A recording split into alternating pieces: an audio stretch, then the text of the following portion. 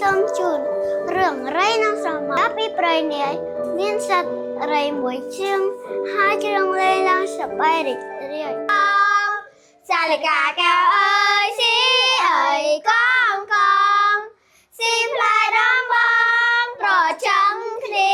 លេងសាលិកាកែវអើយសាលិកាកែវអើយ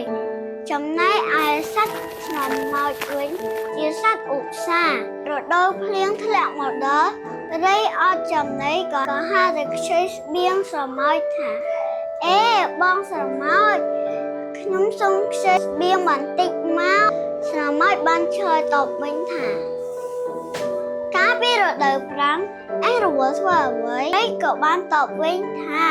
ខ្ញុំកំពុងតែច្រៀងលេងយ៉ាងសប្បាយរីករាយណាស់បងស្រមោចច្រៀងលេងអញ្ចឹងឯងច្រៀងលេងបន្តទៀតទៅព្រោះការច្រៀងលេងនោះឲ្យឯងឆ្អែតរៃនៅអង្វរ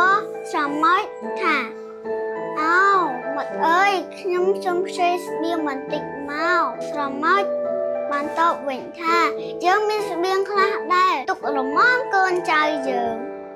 រៃក៏អស់សង្ឃឹមក៏ហើរចេញបាត់ទៅសូមអរគុណសូមជម្រាបលា